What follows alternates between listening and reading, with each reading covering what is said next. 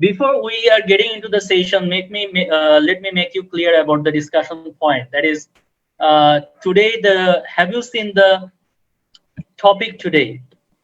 That is building a pandemic-proof supply chain. So I believe the resource person will be here, and once he will be here, he will be discussing about the thing and elaborating the thing in such a manner so that that will be helping us to groom our supply chain as well to make it pandemic-proof. So try to make the questions which is relevant to the discussion, and I believe we all will be happy with the answers because the person is such a big resource who is literally, he is not from supply chain background. He doesn't have any supply chain degree, but he is known as the guru of supply chain. He doesn't have any PhD. He doesn't have any educational degree with supply chain management, but he teach those people who are having the certification of supply chain management. So that is the beauty of ISRAR Raja here. So here you go. We are already having our session guest here, Mr. ISRAR Raja. Welcome, Mr. ISRAR Raja, with us. So we are happy to see you here. I would like to request you to unmute yourself and at the same time to use your webcam so that we can see your face and that will make us. So here you are. Here we go with Mr. ISRAR Raja here. So welcome, Mr. ISRAR Raja, with us. Assalamu alaikum. Wa alaikum assalam. Can you hear me? Absolutely, it's completely clear. Just we want to see you as well. Can you please take your moment to? I'm trying to how to do that, but you know. Okay, I got it. Oh, now you can see me. Yeah, finally we can see you. Nice to see you. Thanks. You know, I'm not an evening guy. Usually I work in the morning. So, but anyway, let's see how can I, you know, perform here. Actually, Mr. Raja, because here we are conducting such a session that I already shared with you. That is, it's not a session, it's not a formal session, it's an interactive session, and we all love to learn from each other. So there will be a lot of things. Yeah, I understand that. So there will be a lot of things that will be learned from you because to give you the intro, I would like to say something about Mr. ISRAR Raja. ISRAR Raja is such a dedicated heart to supply chain management. Those who are the profession, who are dealing with the profession of supply chain management, they knows Mr. ISRAR Raja very well. He is not only a person of, he is already, so many people in the world consider him as the guru of supply chain management because of his endless contribution to this entire community. And he is the admin of supply chains management group, and this group is already having more than 34,000 members, and that should be even more. But as like Mr. Raja yesterday was talking with me, he was saying, Tanzil, it could be even more, but I don't allow that much because I'm very much selective while making my group members. I control the members in such a way so that it is completely based on the requirement which will be helpful for the supply chain community. Which is not be helpful for the supply chain community, I don't allow them to do their activities into my group. So this is something Mr. ISRAR Raja. And another interesting thing of Mr. ISRAR Raja is he is a person who doesn't have any supply chain related certifications, like he is not a PhD or something, but he helps those people, those who are getting certifications, like the PhDs are getting certification from Mr. ISRAR Raja. He is the faculty for universities of Islamabad University.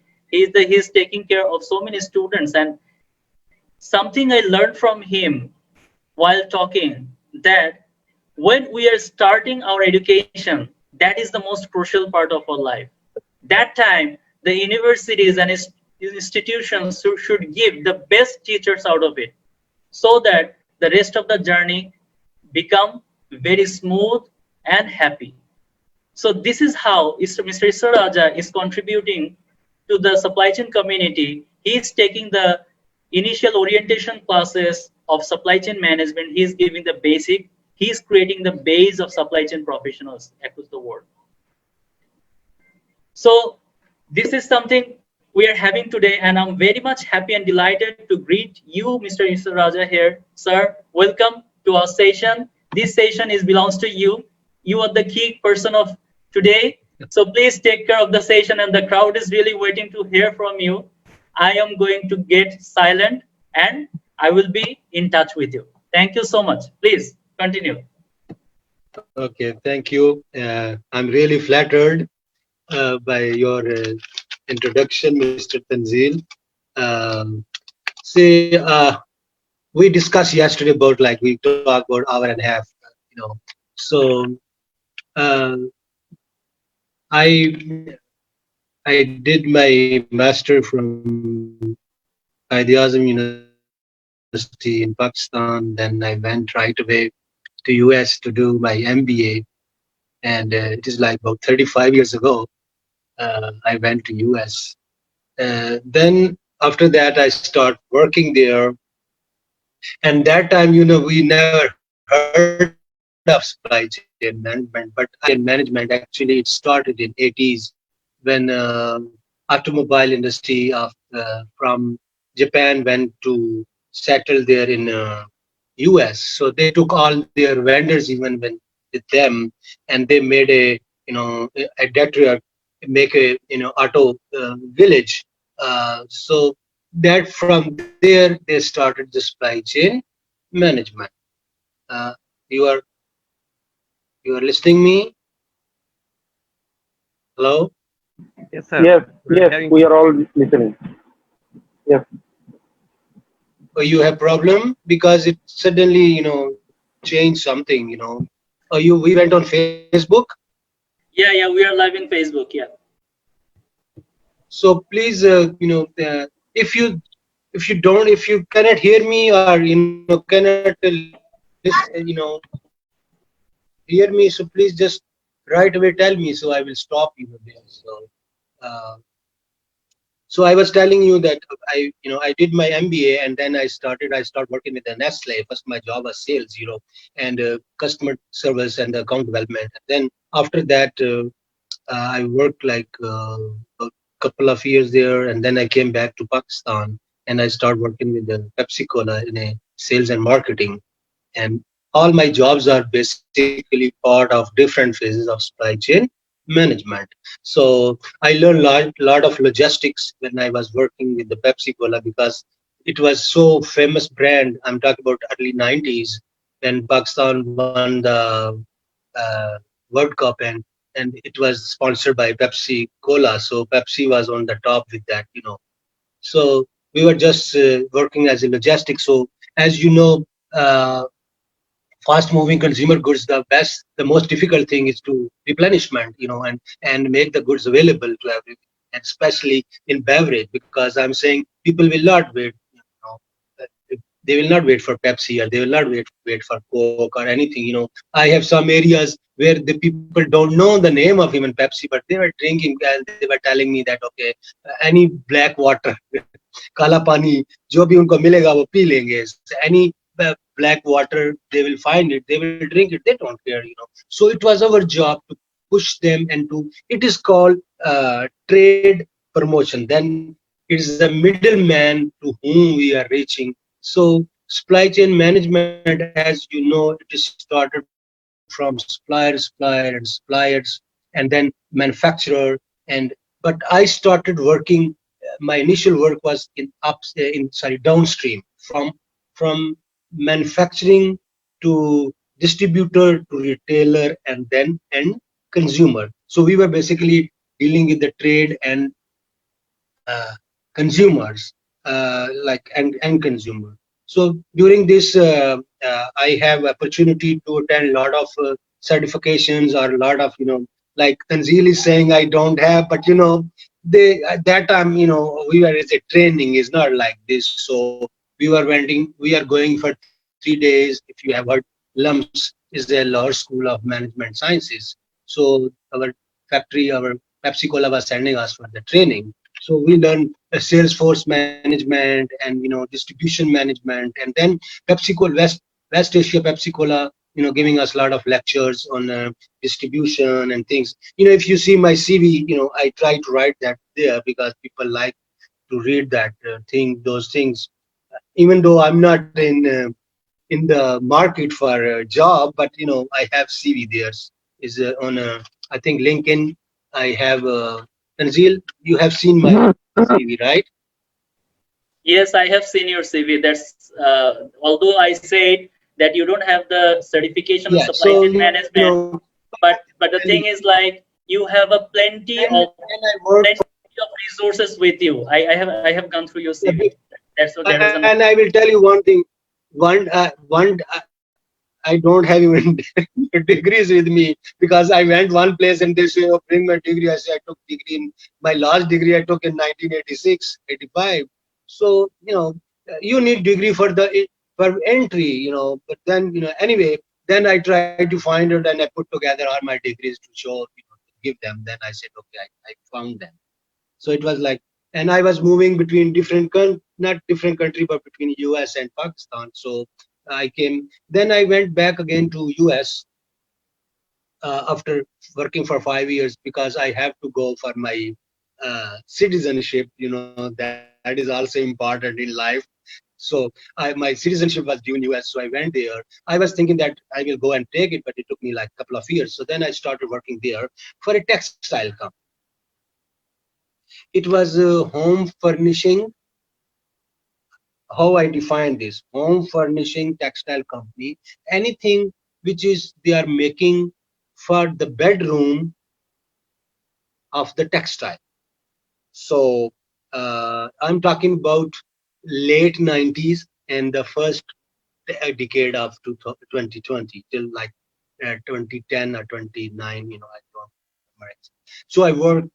So we were like our company have big laboratory and a lot of girls are sitting and they are designing.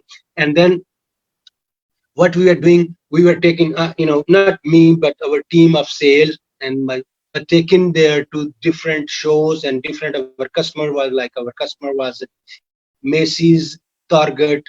We sold one to Walmart also, if you are familiar with that. So basic our customer was like not high end and not the low end. It's like middle and little bit higher to middle.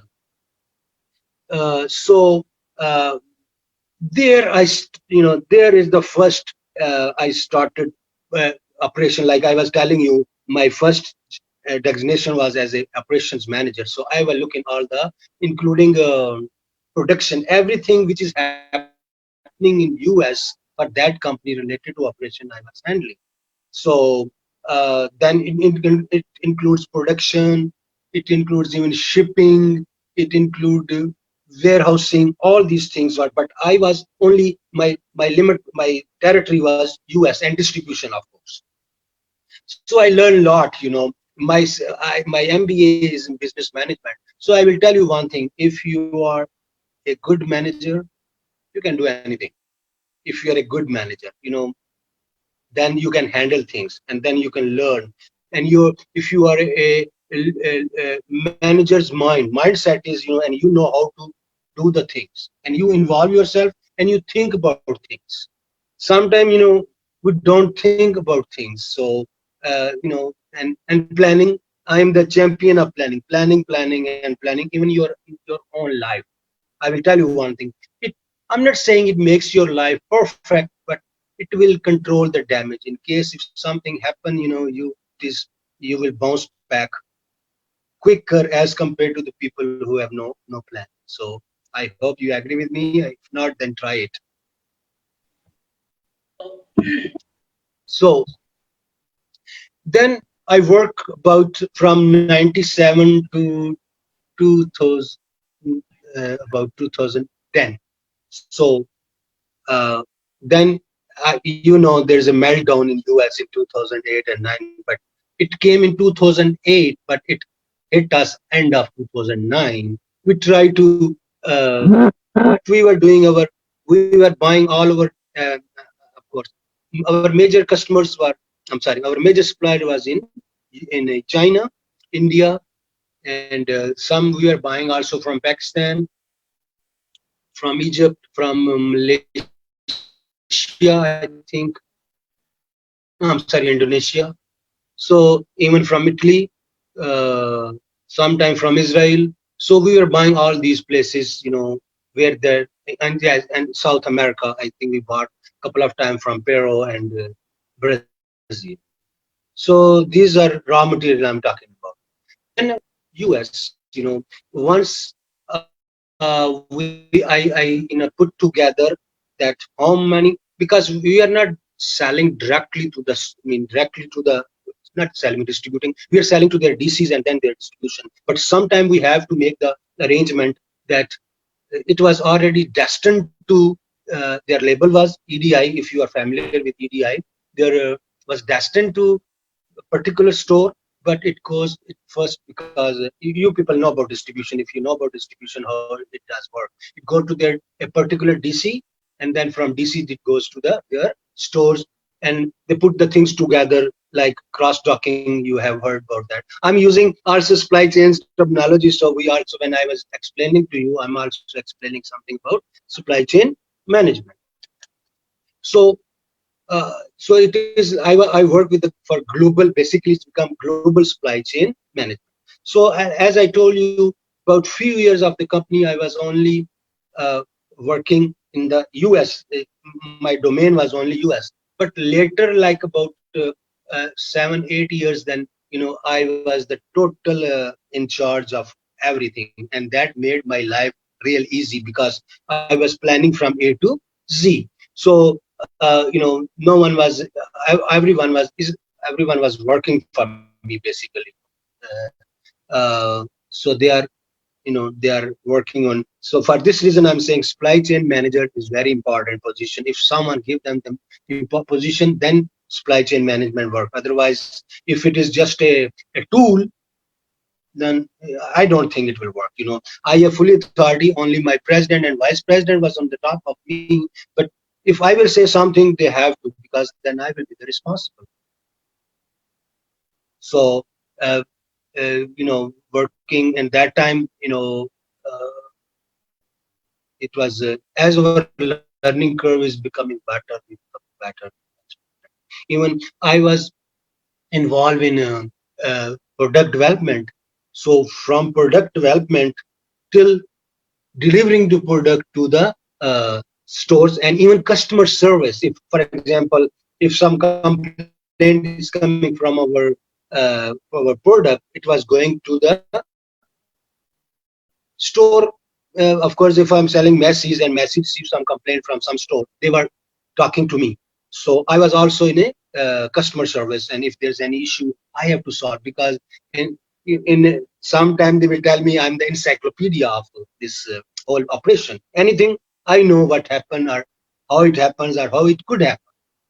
So it things, and I will tell you one thing. You must be working for supply chain. It is not very easy job. I'm telling you, if you take it seriously and want to be good and excel, it is not easy. You have to think about that how you have to do that. You have to visualize, picture it from your whole supply chain should be in your, I'm, I like 6 7 years I'm not working, practically, but I know visibility is very important, and it is very difficult because in supply chain many parties or many players are involved, from supplier to supplier, and then shipping companies, and then especially we have real hard time working with the third world countries other than China. For example, in Pakistan they were telling us, oh, I remember one time they told us that they shipped it and they send us a fake bill of lading,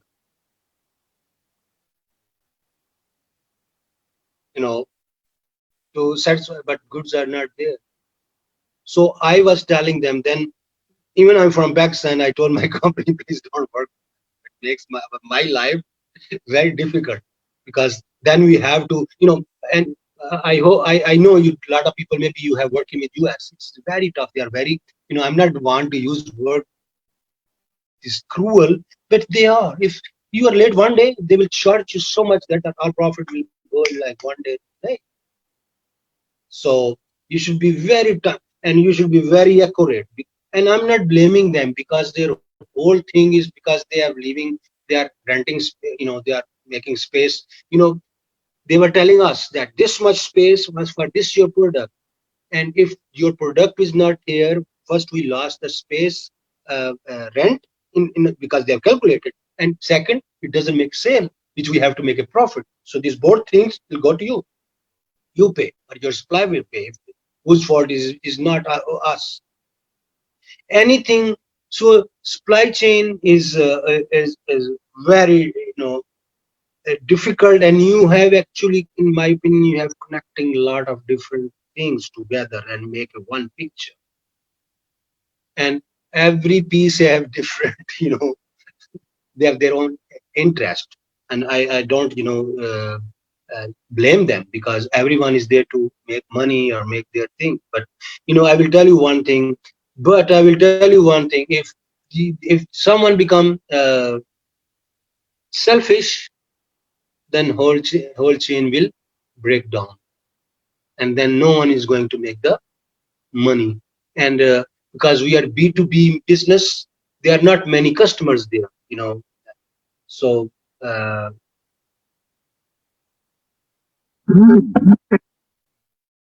if US like $200 billion textile business, if we sell like 1 billion, we are very small portion, but for us is a lot of money. For the company is a lot of money. So we should be very careful. And as employee, our life is also miserable. US, there's no labor laws are not as strict as in our region is. They can fire us next day when we go to work next morning. They can give us a pink slip. Okay, goodbye, bye. So this is the way I work. Then then business was bad, and then, and anyway, I was planning also that I will leave for Pakistan. So I came back to Pakistan.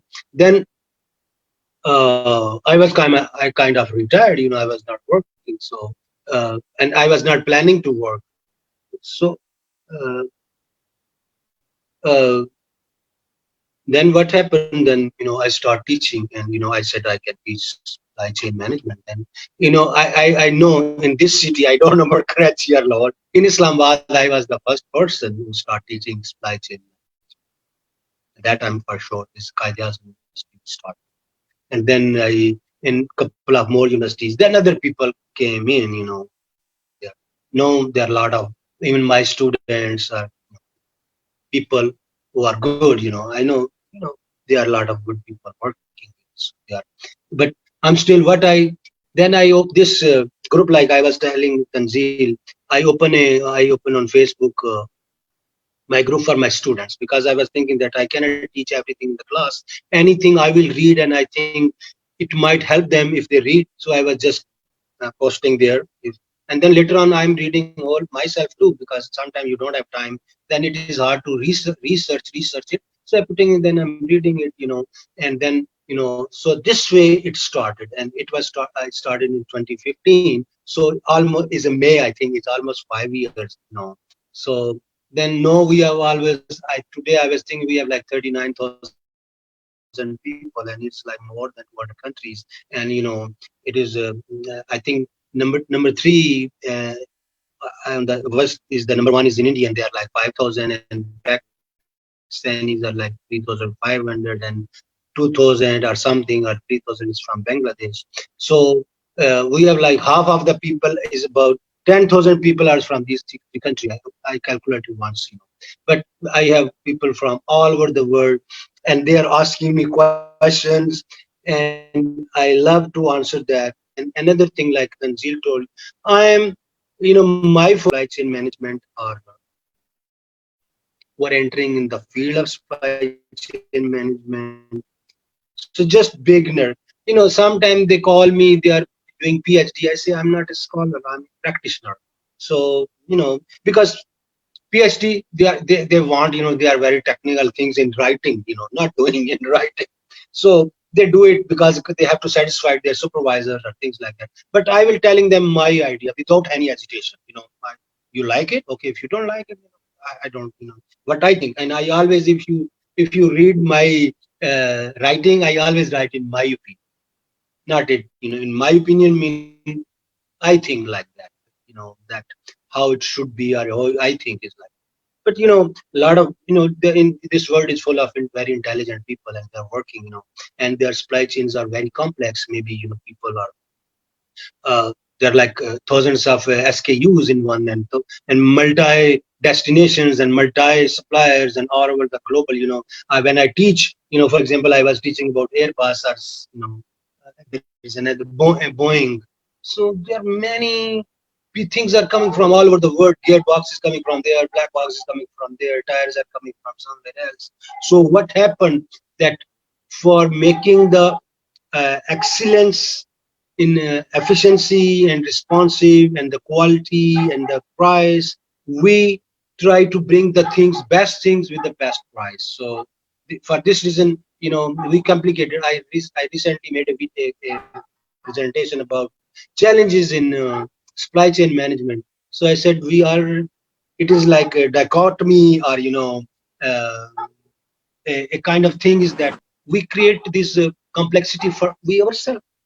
Like when we were kid, life is very simple because we are not doing anything, we are just at home. But and as we go out, for example, if you live in your country, your life much easy because you know lot everything. But if you go to US, go to another country, life will be more challenging because you don't know a lot of things. And maybe the things are very hostile, but why you go? Because you think you can make more money, you can learn more. You go to foreign university because you have better degree, but when you go there you have more challenges. But this is the life is. But basically we don't sit home and don't do anything, don't accept the challenges, but we have to, because progress is without challenge is not right. Tanzil, you listening? Yes, and we are just listening to you because there are a lot of things we are learning because the thing you're sharing with us, that is the old days versus the latest days, right? The current days. So we can compare the two ages between us, that what were the things you were deal in your earlier stages and what are the things we are having right now. So this is Yes. amazing, right? We are learning from it this one, and there are a lot of questions actually anchoring in my mind. So once you continue, then I will definitely making my question list to you, and the participants here, they're also making lots of questions. We will be trying to address each of the questions accordingly, inshallah. Okay, no problem. So recently it happens because in February there's a break of this coronavirus. So all the things started collapsing, especially some people are saying, oh, no more supply chain. Even someone today will tell me, okay, no more supply chain because we we will just producing things in our own places and mostly in our backyards, and then there's no supply chain. But in my opinion, of course, this is a big setback to supply chain and especially globalization. But I remember once people were talking. I was in US, so globalization is a natural phenomenon. Like coronavirus is a natural phenomenon, supply chain is also a natural phenomenon. Because one day in my group I put a question that how can we break the supply chain of coronavirus, because it went from China to Italy to US. It has some linkage, maybe some people move through, so they move. So what the same thing is a supply chain. What is the everything has a supply chain. Nothing, supply chain mean is connected, and globalization is natural phenomenon. Oh, I also teach international business. After supply chain management, my other specialty is international business. So I always give one example, and this is very natural example, that this globe is made by We believe in Allah and a lot of people by nature, right? So this globe has everything for us. But since we draw the lines, this is US and this is Canada and this is Mexico and this is Guatemala and this is Brazil, this is Bangladesh and this is India and this is Pakistan, this is Iran, this is Saudi Arabia. So we draw the line, not the God, not the Allah. These are the line drawn by us. So something, but everyone has something. For example, we have water, we have tax, we have cotton, but we don't have oil. Iranian has the oil. Neighbor, we don't have some dry fruit, but Afghanistan has something. We don't Uh, have iron, but China has. Mr. So Raja, sir, it sir, is. just sorry for interrupting. Just sorry for interrupting because some of the participants they're just sharing with us. Can you please come a bit closer to the phone because to the microphone because the sound is sometimes a bit lower. People cannot hear you properly. Yeah. Oh, okay, I'm talking real loud. My मेरे महल्ले वाले सुन रहे हैं. My neighborhood must be listening.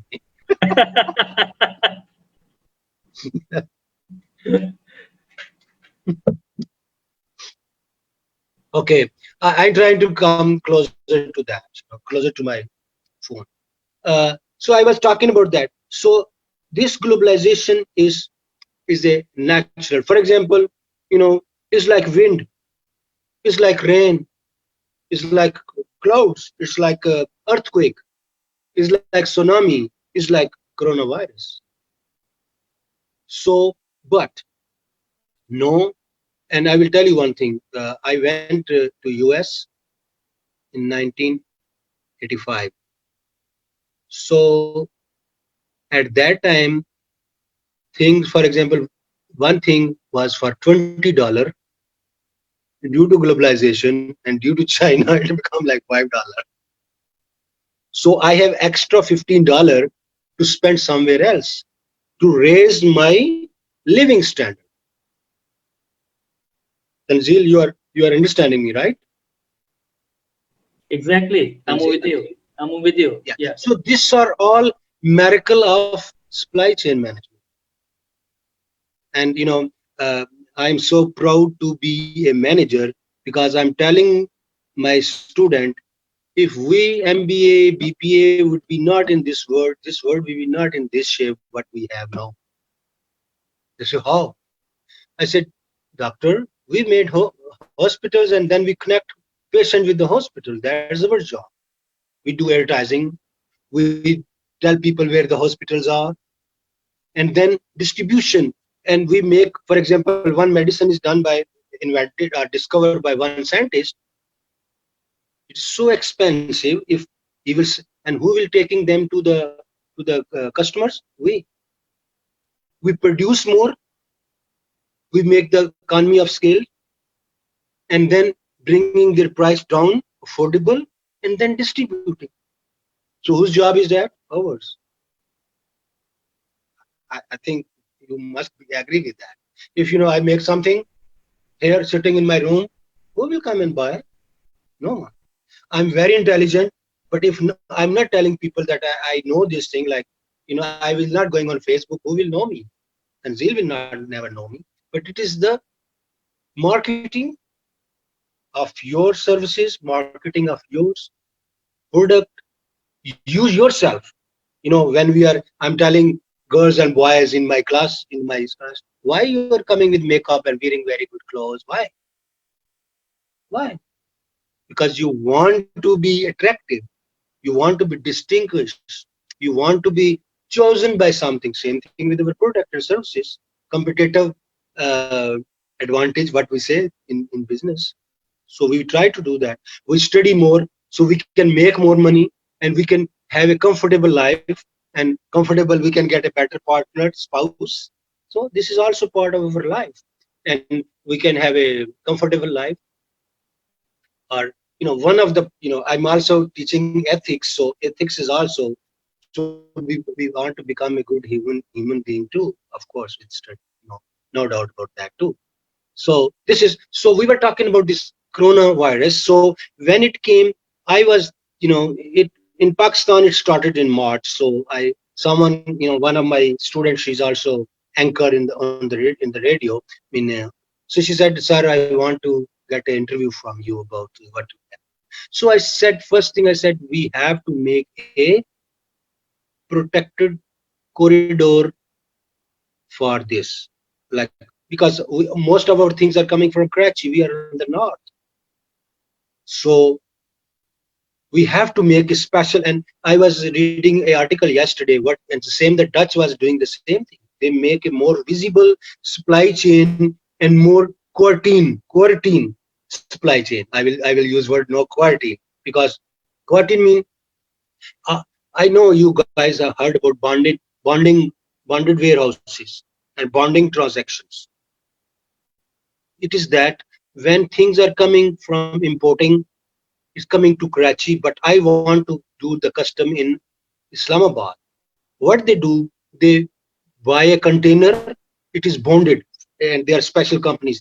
They lock it, seal it, and no one can open during the transaction. If they seal it, break it, and it is like they will be get more fine, because government is depositing a lot of money of that companies. So when they come in Islamabad, they call me and they open in front of me, and then they do the custom.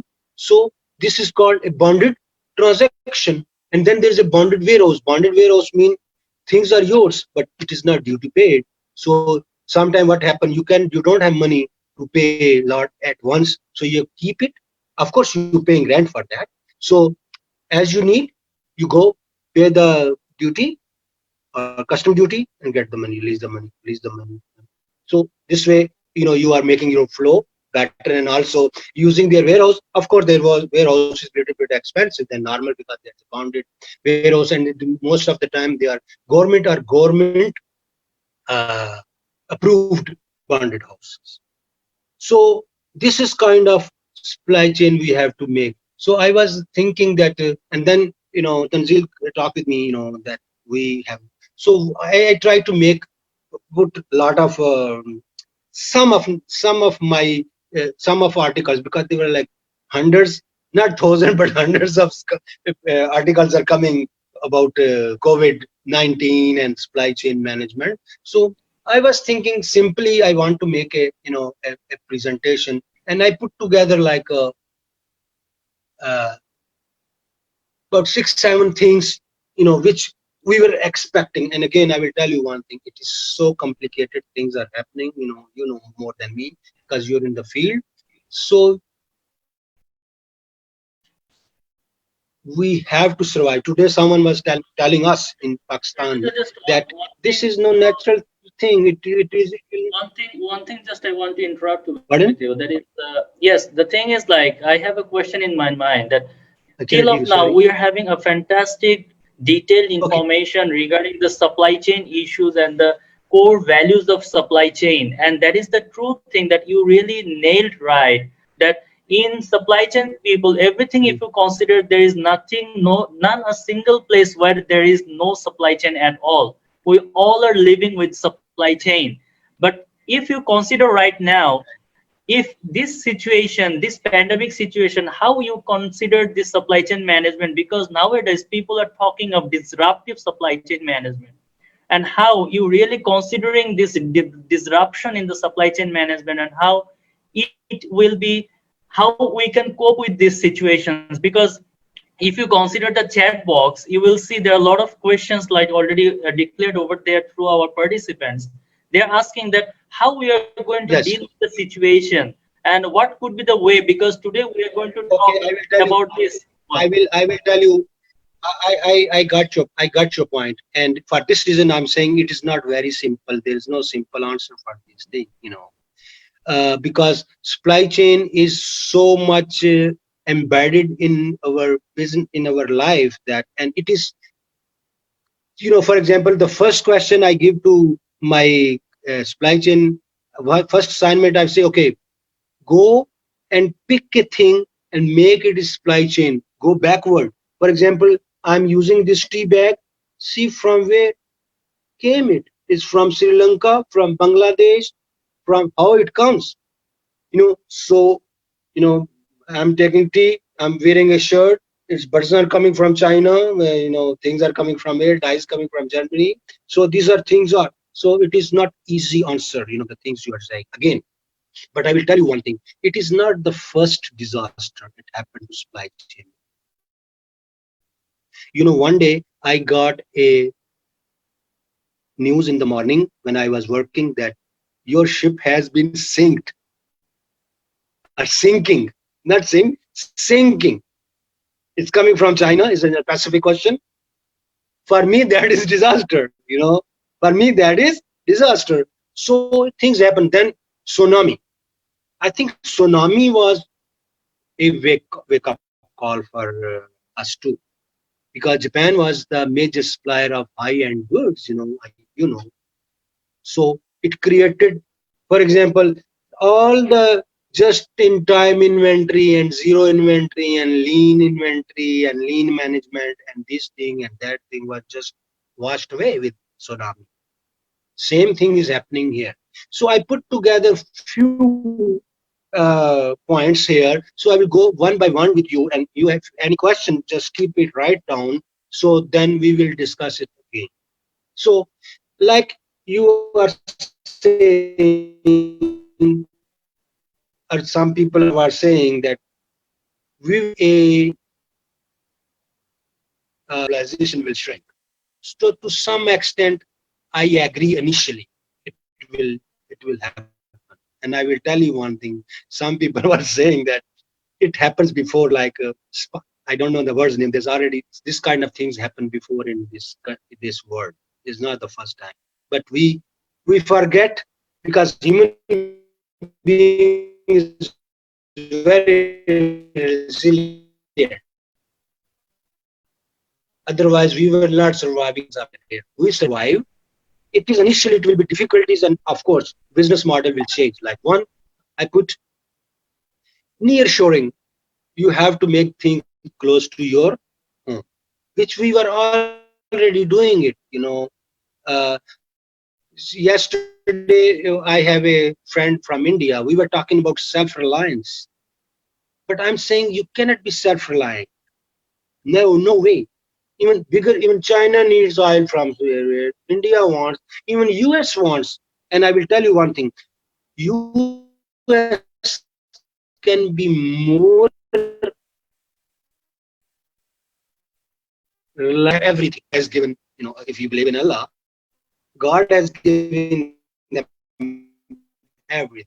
Because I believe they have food, they have oil, so they are, but still their import and export is almost equal or more import and less. Why? Because they want cheaper goods. They can produce everything there, but what they want good, cheaper things. Like I said, first we were buying a $10 uh, chair, and sometime when I was coming Pakistan, I was saying Pakistan is even vis-a-vis dollar is more expensive than US. Some things are cheaper there, even if converting into things. Why? Because there is supply chain. They are bringing in the globalization again. So what we will do? Yeah, we will bring things close to home. I'm talking about global. No, no. So it's called reshoring. Reshoring. You have heard this word before. You have heard offshoring. Then we are bringing back to our shore. Bringing back to our country. I'll give you example of US. Instead of making China, they are making. They will make things in Mexico. About 5-6 years ago, I wrote an article that why why US is not using Mexico, because according to supply chain principle, US companies should go to Mexico instead of going to uh, China. But no, then detail is that sound is breaking. Breaking is an external fact beyond control due to network issues depending on. Okay, I'm sorry. I'm trying to. So, but because Mexico doesn't. Then I did the research. Why? Because Mexico doesn't have infrastructure, and I work myself too in Mexico. We bring the fabric from Pakistan and Bangladesh, India, and we took to the Mexico, and then we convert into the product, and then brought it to the US. They have NAFTA. If you heard about NAFTA, like European Union, they have NAFTA, so there's less duties. But when I went there, they are worse than Pakistan. I said it reminded me my own country when I came to Mexico. It reminded me my own country. So, but China, I will tell you, I will give you example of how big they are. We were making a product, it's called, I forgot the name. It's like we use on the sofa set and the curtains. In whole Pakistan, number of machines equal to under one roof in China machines. So how huge they are. 50 container. Pakistani owners, after one container, oh, we need money. Sir, is it called a staple fiber, polyester staple fiber? Is it polyester staple No. fiber? No, it is, it is polyester basically, but it is something else. A curtain, we make curtains of that, and we make a comforter of that, and it will come to my mind. I'm getting old. So this is the way. So China is becoming our factory, and one of my friend was told me once that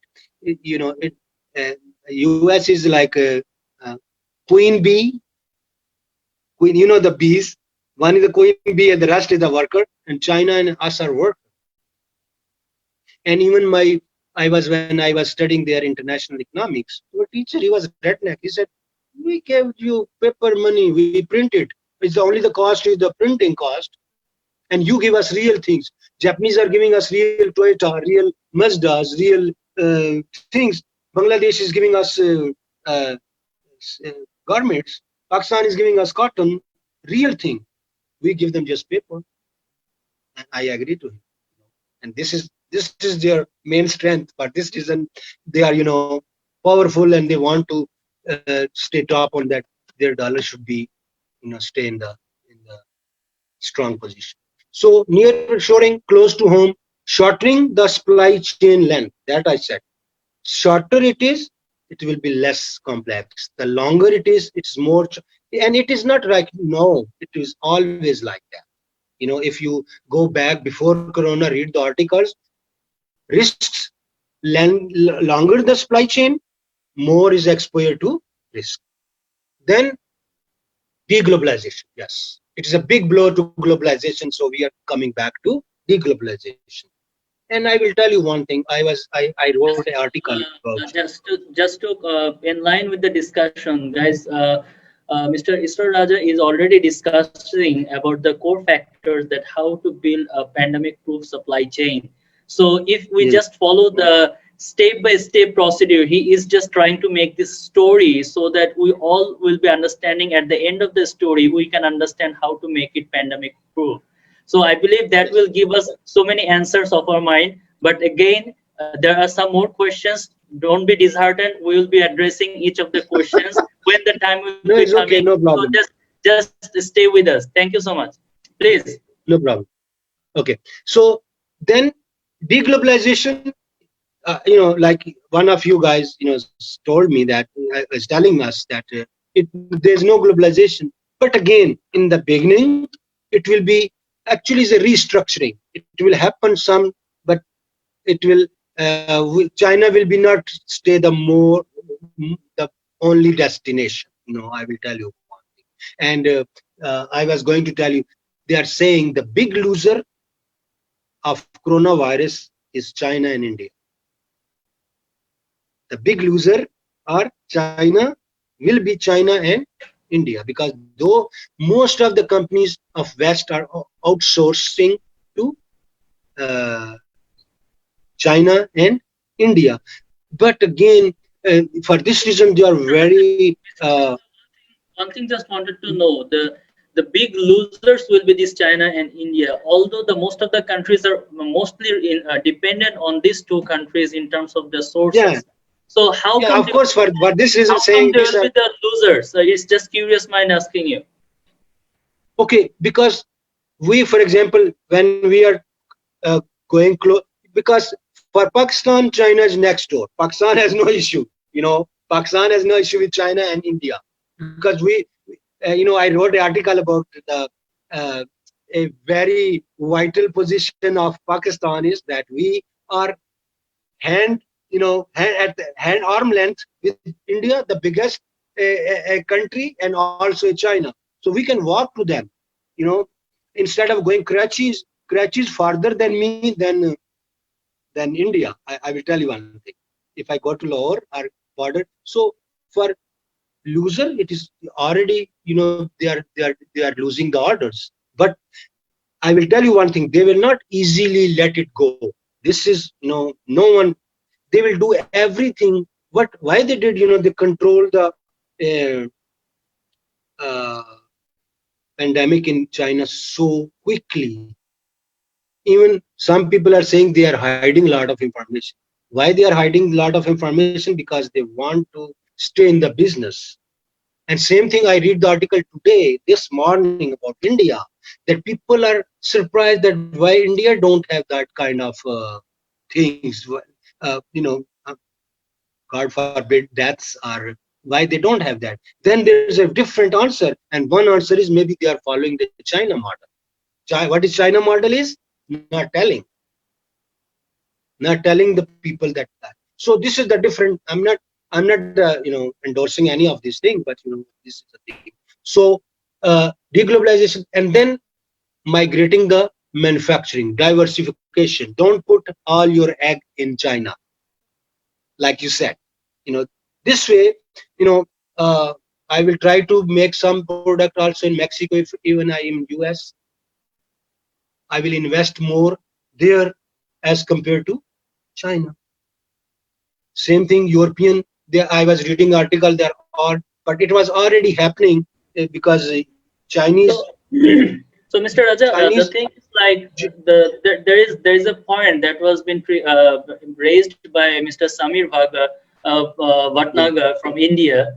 He just yeah, mentioned this one that although we are dependent on these things and we are like how to if we are not going to get these solutions, we are trying to get something different way in a different way. So what would be how our procurement will be more agile in this procurement point of view, because most of the things I will tell you one thing. I right. this is my projection that we will become this corona gave us another lesson. And yesterday I was thinking that more we are not dying, no one is dying, we are getting food, we are getting all the necessity, most of the things is if we have money. It's mean, but still economies are going down. It is the things we are producing which actually we don't require.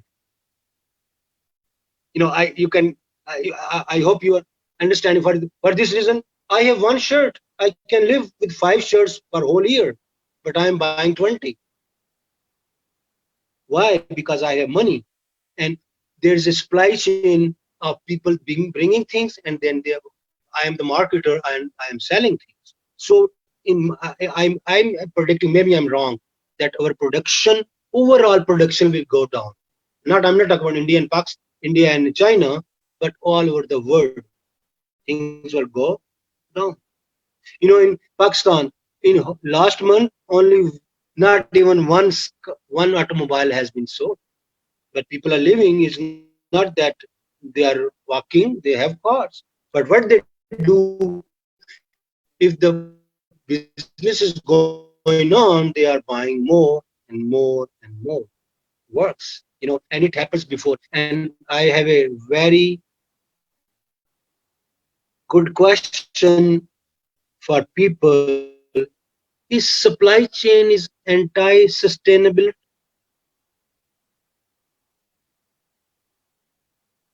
Because due to good supply chain, we are spending more. For example, I will give you very good example of a chicken food. We have a very good KNN. If someone is from Pakistan listening me, there is a KNN chicken. It is very 100% vertical supply chain, and their case is even taught in Harvard University. So it is mean they are some. So from egg to home delivery, they are KNN. But how they do that? How much extra energy they use to deliver those frozen goods. So we are putting more stress on our resources. This is like ethical question. Just this is not business question, but I'm just putting aside. First, what was happening, and right now, when I need a chicken, I go to the bazaar. They are living in one cage. They cut for me. I bring it and I cook it. Then I got a freezer in my home or fridge. Then we start using fridge and stocking things. So what happened? We are using more resources. But again, come back to your original question. We are changing the diversification of manufacturing. When I was reading article, they're saying okay, they are moving already from China to Vietnam. But in my opinion, China and Vietnam is almost same location. If China could cut wrong in Vietnam too. Yes, if you are taking to the Mexico, or if you are taking to Canada, I'm talking about US, then it is different region. But again, come back to home. Deglobalization, and deglobalization means bringing the manufacturing is spreading. And like you said, don't put all your eggs in one basket. I'm talking about this macro basis. I'm talking about this on macro scale. Then having more suppliers in different locations, same thing, different factories on different suppliers. So don't put your all eggs in one basket. Then this is like, in my opinion, these are like macro things, and it will take time, and it will happen, and it might not happen, or it is already happening. But next thing is very interesting, is a contract. We will make a disaster become also a matrix of our supplier. In case of disaster, how our supplier has reacted, how many days or what he did to bounce back. So we will, for example, if I am going to China, they will tell us, we are the suppliers, we will do these things, we have this plan. If a corona came, if something like corona comes, we will do these things, and we will be responsible. If we are not, we will pay the penalty. So what they will do, contract will also spell out in case of force majeure. Force majeure means natural or unavoidable catastrophes, about expected recovery times and method during such events. I hope you understand what I'm saying.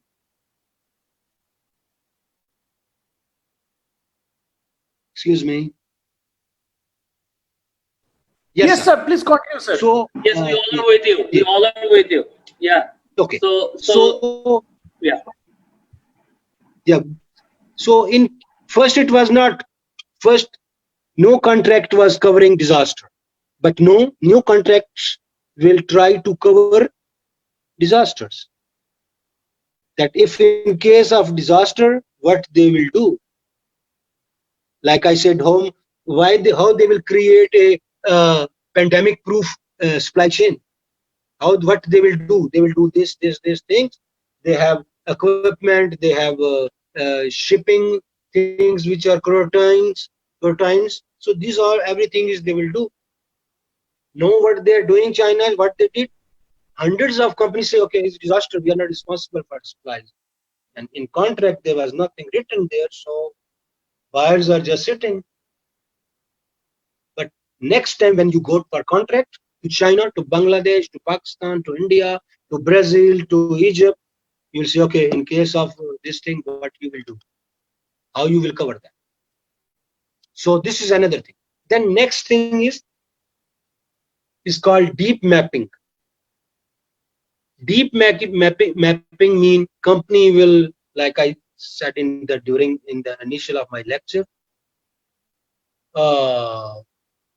we will be knowing each and every partner in the supply chain, suppliers and suppliers.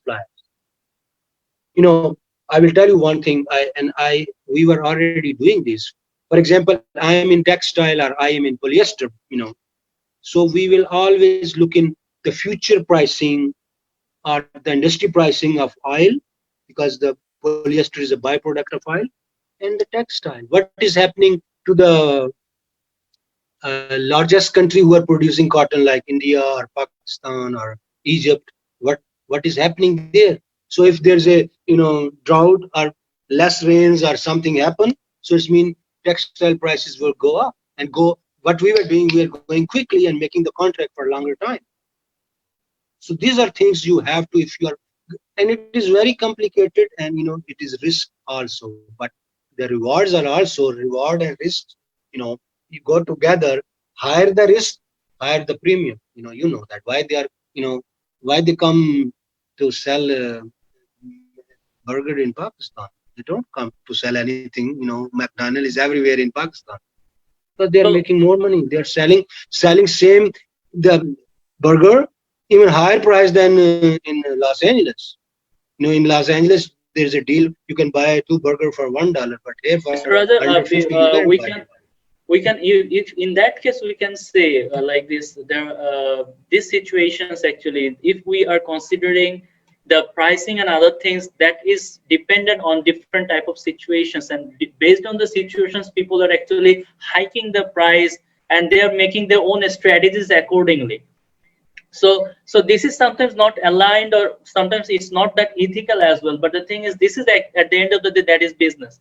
So how, if we right now, there are so many blinking questions here. So can I request you, because as this is a continuous process, we will be in between our discussions, we would love to Okay, take I will. some questions. I have 2 more points. I have 2 more points. After that, I will start taking questions, because I know. So then the next is, instead of going for, maybe it will cover one of your question also. Instead of going for cost saving only, you will go for revenue assurance, not insurance, assurance.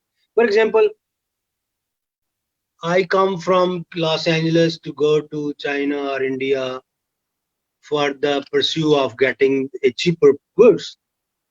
So that is, I'm pursuing cost saving. But what happen if they will not deliver to me? So I cannot deliver to my customers, and I will lose my customer, and I will lose my revenue. So we will try to make sure that we will not lose the revenue. This is another way of thinking also, that we will make sure that we will not lose and for this reason, we will reassure, we will go to closer to and we will go to those factories in China which have planned in case of if something happen, they will cover. Then last, and the simple one is, we will maintain extra inventory, which we are, zero inventory or just in time models maybe not working. So these are the few things, macro or micro type, we will do it. Operation base, I'm not, that is individual to individual is different. But again, another thing is, in my opinion, generally what will, I have another thing which I wrote for the smaller businesses, local businesses. It's not, I didn't talk about global. You keep the inventory of, make your depth of your SKU smaller. What that means is, hello, you're listening? Yes, we all are trying Okay. to, this SKU is, we try to make it smaller because we all try to make a linear system, right? We think Okay. of lean management of our inventories and SKU levels, and we are considering the agile factors. As a matter of fact, we try to keep our things less to ensure just in time. Am I okay, sir? I didn't understand you. I was playing with the machine. Okay. Okay, say again, please. So, So the thing is, like, we always try to keep our SKU into the minimum level because of this just-in-time strategy and lean management system, right? So that's so Yeah, the yeah. not they can, for example, in my I have a general store. I'm giving you example retailer. So I will not try to increase the depth of. I will just keep the things necessities, things which are very necessary. Not everything, because for everything I have to go away to get me become a more efficient way. I hope I make you understand and make my point. Instead of keeping 20 things, I will maybe keep 10 things which are most my sale is. Maybe the things which I'm selling 1 2 3%, I will not might sell it. That is make my inventory model more compact, less SKUs. Yes, in that Hello. case, this less SKU, that's the reason why most of the organizations now considering the most common pattern of spare parts and machinery, so that one single type of SKU can serve the rest of the thing like this, right? Exactly. Because then, we were in see, I teach when technology in supply chain management. So then we talk about the flexible model of manufacturing. So with one machine or with one line, we can produce more goods. Or same thing is that I teach segmentation is becoming fragmentation, but not, we cannot, uh, in this situation, uh, customization will decrease, in my opinion. You understand what I'm saying? It will be go on the old model that one thing will come and everyone will buy it. For example, one shirt one design will be everyone is wearing. It's not that everyone is wearing different design, because there will be lesser color. Because first of all, we have to in restaurant there will be not many dishes. There will be few dishes. I hope In you that case, understand we my. are in that case we are going to very basic, if I'm not mistaken, Yeah, right? exactly. Basic. Initially, then, in my opinion, I was just thinking, everything is broken down, and now we have to restart. So we restart from simple things and from basics, and then we will build again on these things according to our requirement. I was reading in a maybe article in which they think, don't try to go to the previous level of business. First, try to serve your customers which you have already left. So instead of give them more service, instead of giving new product to the new customers, give them the more service to those customers you have already sold the product.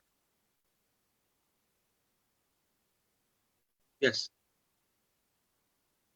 Hello. Yes, we are with you. Okay. So if this is the like word is like a simple, we become a simplicity. Yeah. Thing is that. Yes. Yeah, in that case, one of our session, Mr. Naizur Rahman was here. He's one of the motivation speaker in Bangladesh, and Yeah. that day he was covering, like, if we want, then we can actually survive with the 30% things, and we can eliminate 70% of our life stocks. So Exactly. that This will is keep us into the most basic things, and we can easily survive with those things, and rest of the things are not our needs. Those are the things are our wants. So even we can live out without the wants. Nowadays it's talking by all right now. Am I clear with it? exactly. I endorse him 100%. That's what I'm saying, because and he put even figure. He said 30% we can survive it. So it is exactly. I didn't put any figure, but he gave you the exactly percentage. So it's mean that like I told you, we were surviving, and economies are going down. It means that 70% is not going to happen again. It will happen, but it will take time. I know people will try to do something else, and it will be restructuring of everything and new product, and maybe again it is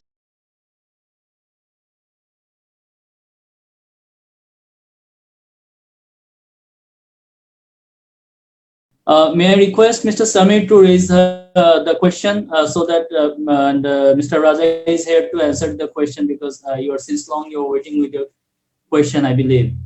Yeah. Are you able to hear me? Yes. If I have any problem, I will ask Mr. Tanzil. He can rephrase your question. Yeah. First of all, Mr. Sir, I would like to thank you for the knowledge which you shared to the group. Uh, so we all are getting benefited by that. My question is, we hear many times that we should make our supply chain more agile to take care of these kind of disaster situation or pandemic. From procurement point of view, I am in a procurement department. So from procurement what point of view, what can we do to make our supply chain more agile to take care of this? Like for one example, This is what when you are saying agile, what that means? yeah, agile means like a supply chain should be, you can say flexible, or should be accommodative enough to take to take care of the changes and accommodate itself to those changes in a faster manner. Agile mean, you know, agility mean is quickness or your responsiveness. Basically, Right. if you take the agile word and check from the dictionary, is mean agility mean that you will reach to people on time and when they need that. So, and you will be very flexible. So there are many points in that procurement. For example, you should have more than one supplier. You should be closer to your home. You should be not only cost oriented, you should be revenue oriented. There are many points are actually it is all upstream. Most of the points are upstream. So upstream procurement is upstream function, in my opinion. So do you agree with me? Yes, yes, yes. So agility mean, you know, for example, you become more responsive if you are in making things in Mexico as compared to making things in Beijing. So we have to, and plus if you know your where is the problem. If you, for example, you go for procurement, you want to buy a finished good, and you should know all its ingredient, from where they are coming, which country or which region.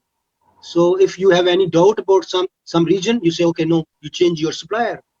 Otherwise, we are not going to buy.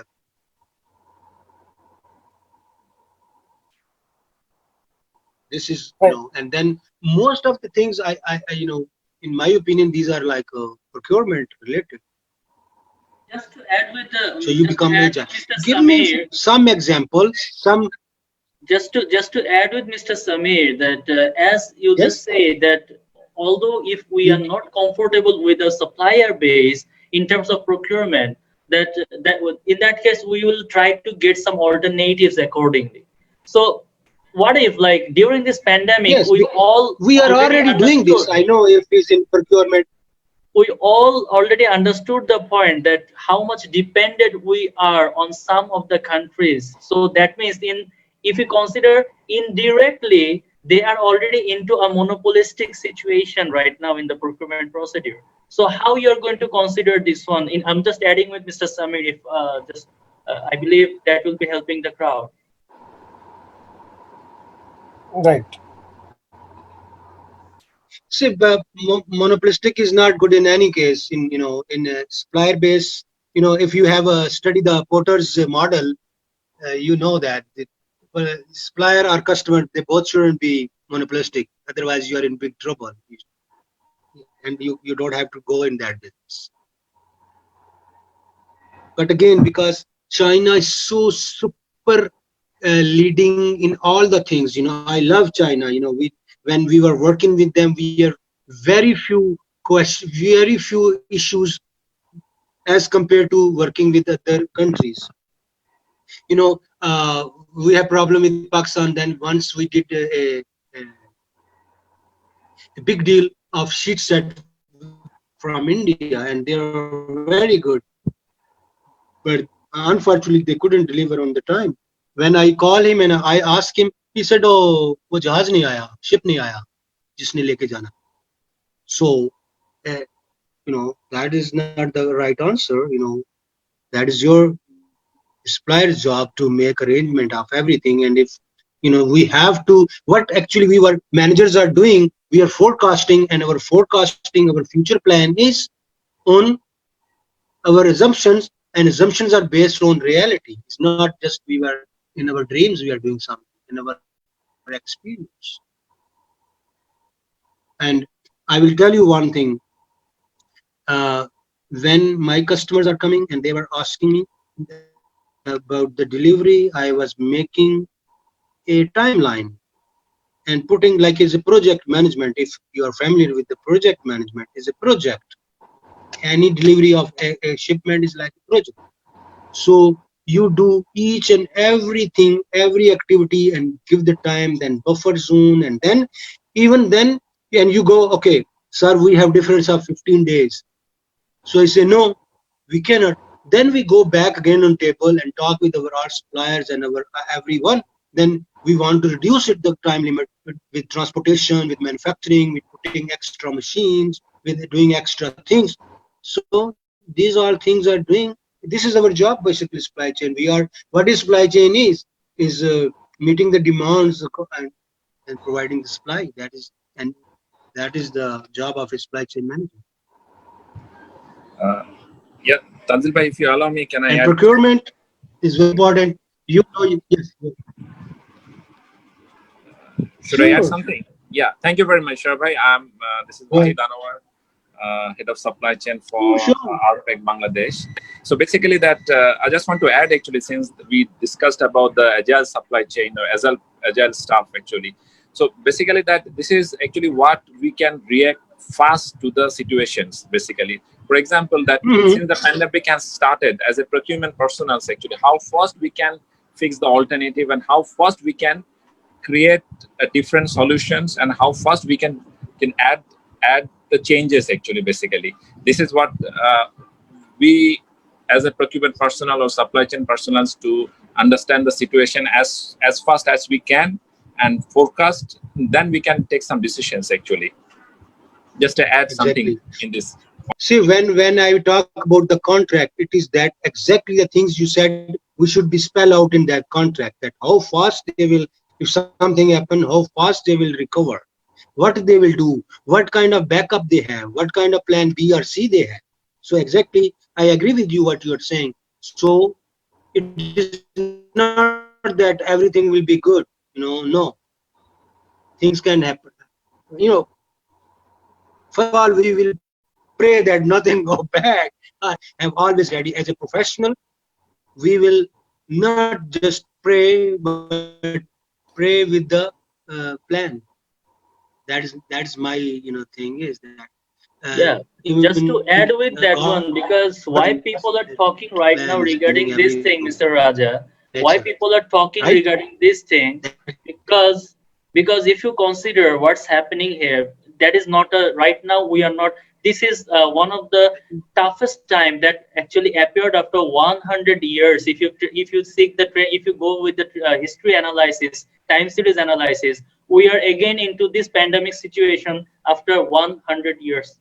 So this is not the right, I mean, this is not the regular scenario when the normal procurement procedure will not be working here, because we are already having the toughest call where there is less sources, where there is less alternatives. So that in that case, what you think that could be a better solution right now?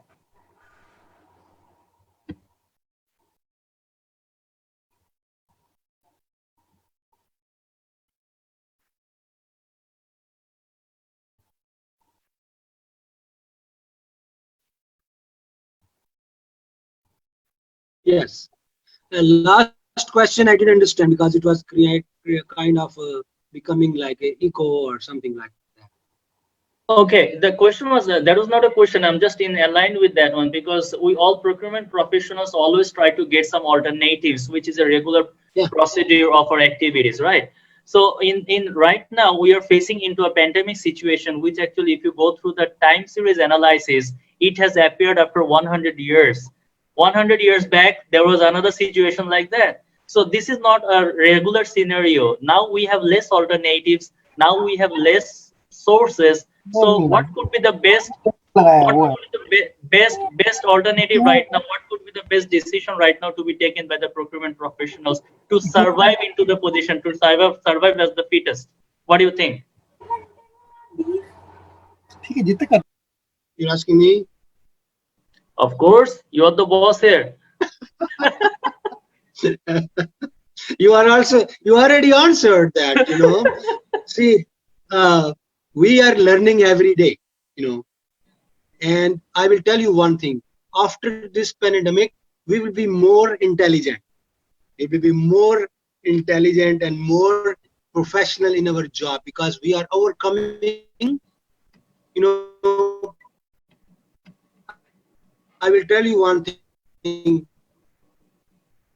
In the first food, but you know, when I went outside, I see the local food that bread company was doing better job as compared to multinational because their manufacturing unit is here in Rawalpindi and they are providing foods. And I asked the shopkeeper that you are getting delivery every day. He said, sir, no problem, we are getting delivery every day.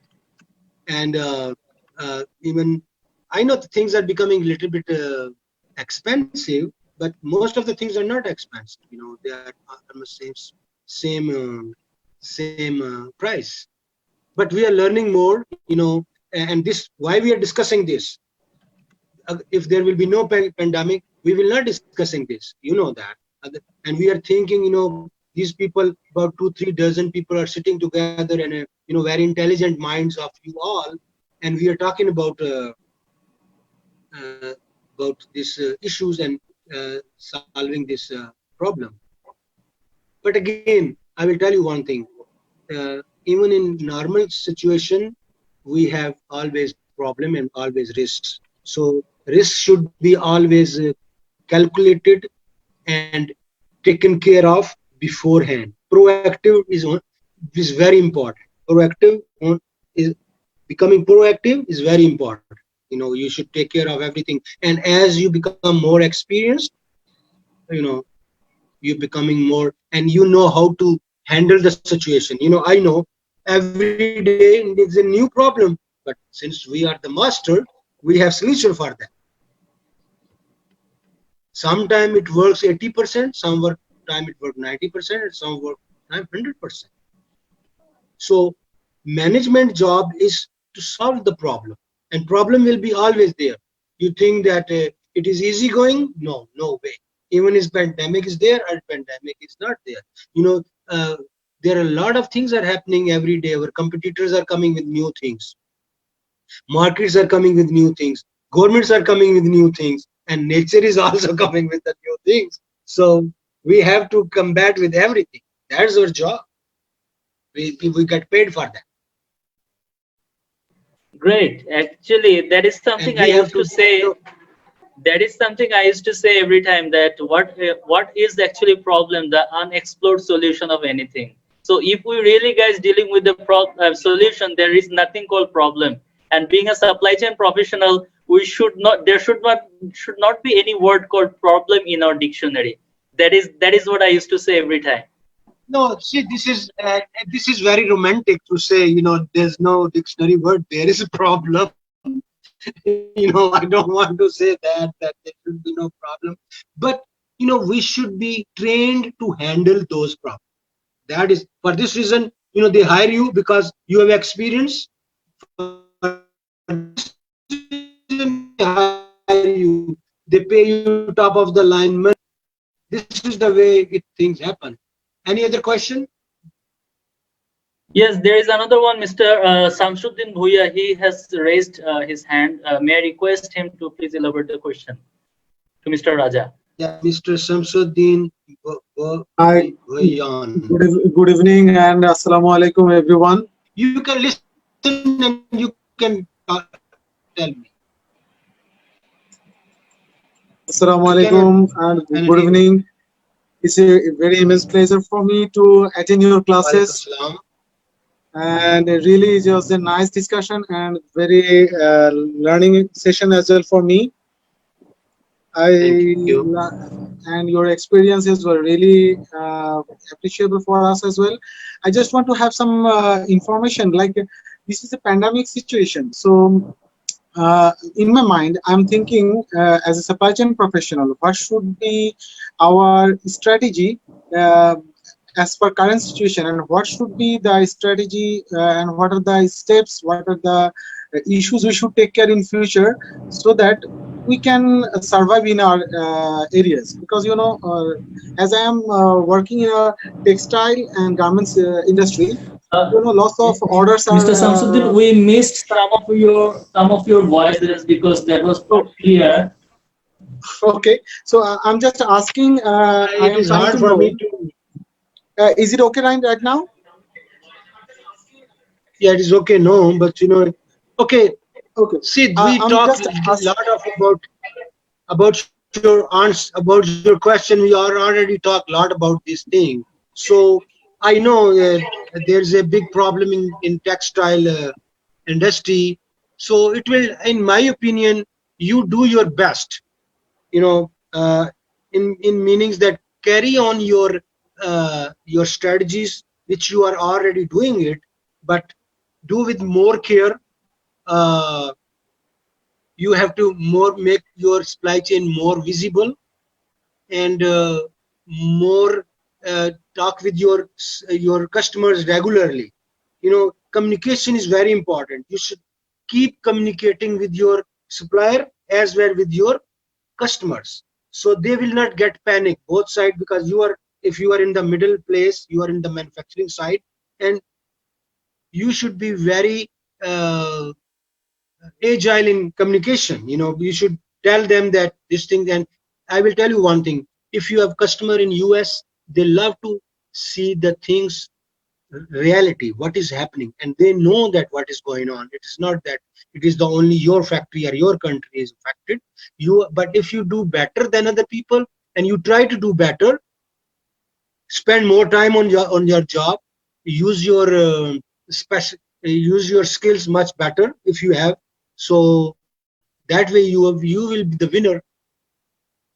Is a See, I always give the example of obstacles race. Do you ever you have seen the obstacle race? Yes.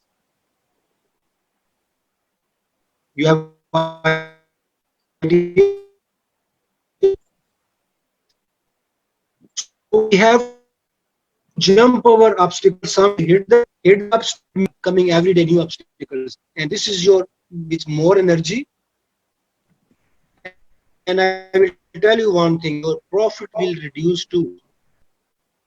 You have to talk more about your agility as compared to your efficiency. Right. You got my point? Yes, exactly. If I will go to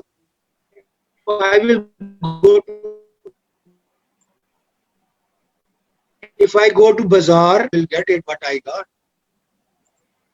because maybe next day I will not get that.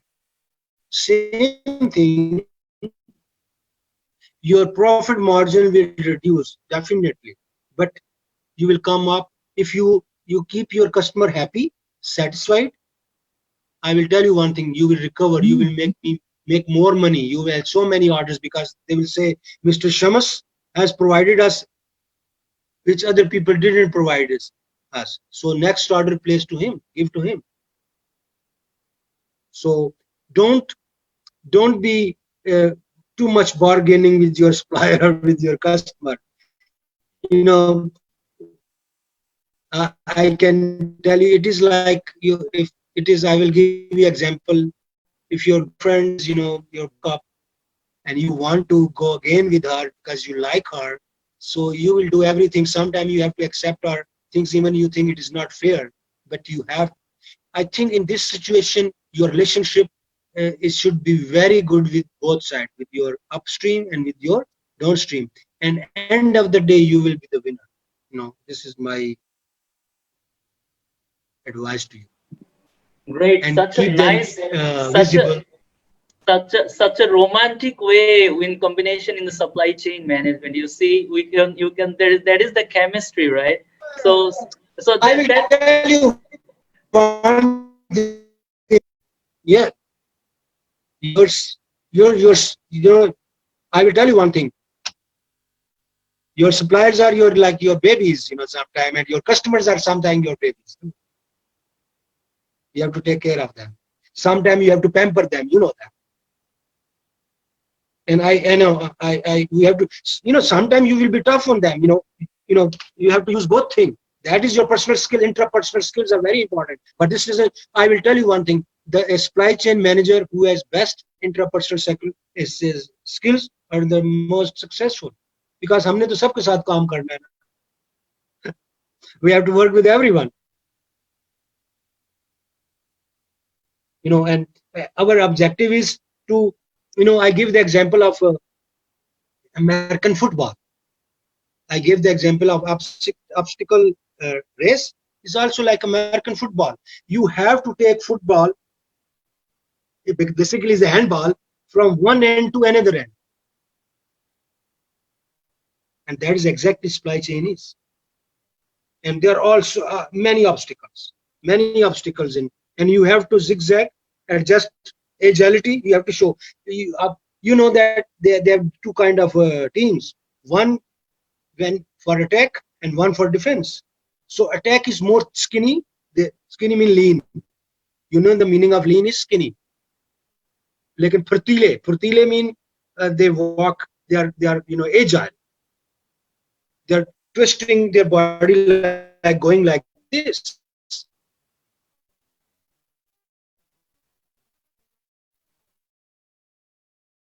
Top big bodies. They just you maybe break leg. So we don't have to, go hit to make this go like this. Moving. So that when we were not kid, but when we were young, we were watching a Transformer cartoon. It was like they're shaping their shape, changing the shape, and just moving through the things.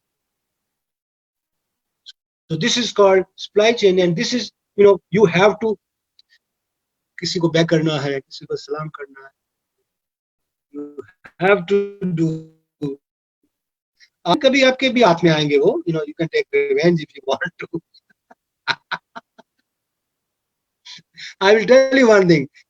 आपका भी दिन आएगा. One day will be yours too. Supply will come to you. Oh, sir, I have this much things. I want to sell. I got stuck with inventory. I say, okay, I'm your friend. At that time, you are not my friend. I'm not saying like this, but you can think about that. So, be sincere. I will tell you one thing. Trust is the first ingredient of supply chain.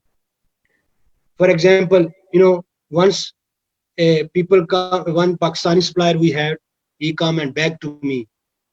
We have so much inventory. Got some order. I asked my sales team. They did manage something. They get the order. When I gave the order, he said, "Oh."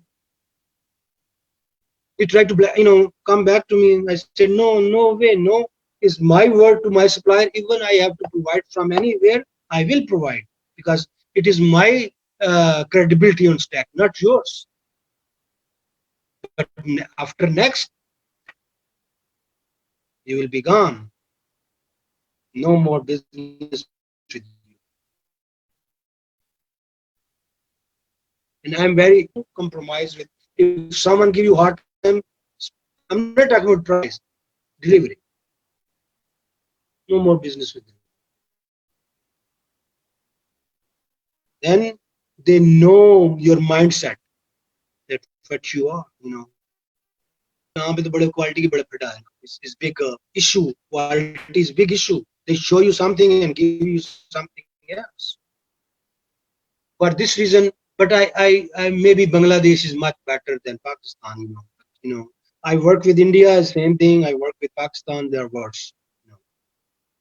And I tell them, you suppliers are like hit and run. I use the terminology hit and run.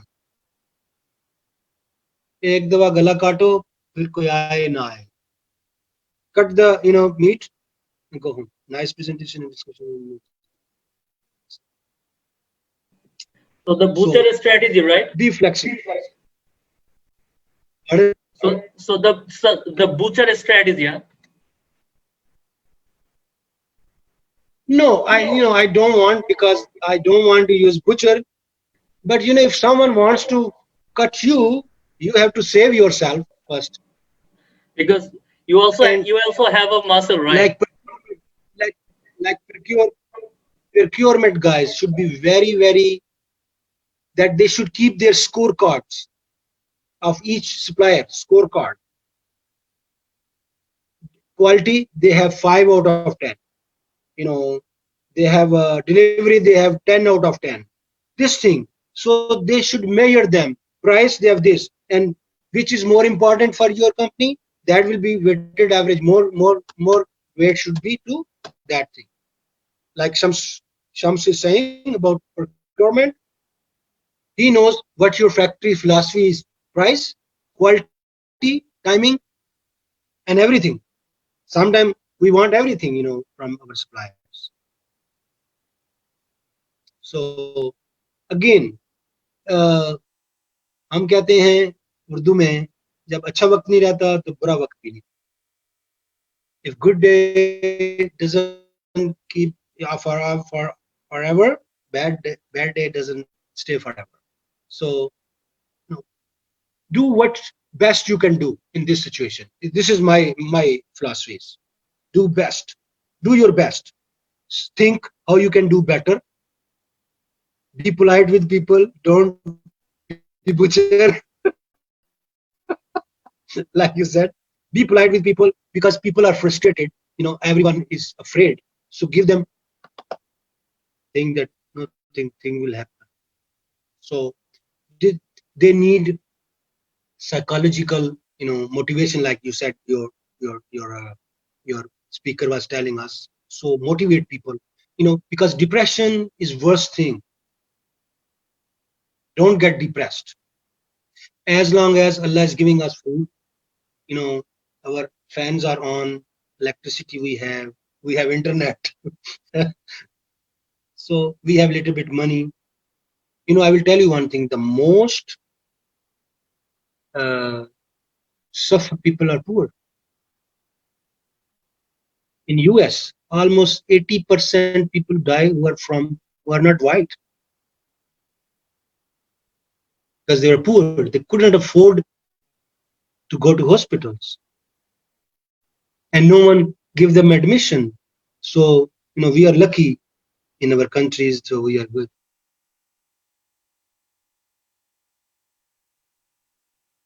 So okay, try to keep money, cash. I'm talking no business. I have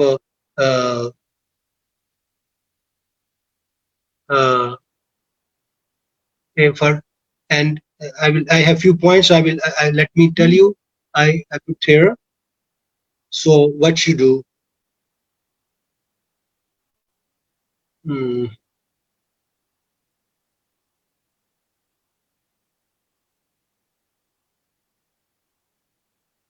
Okay, I couldn't find it, but I will send you.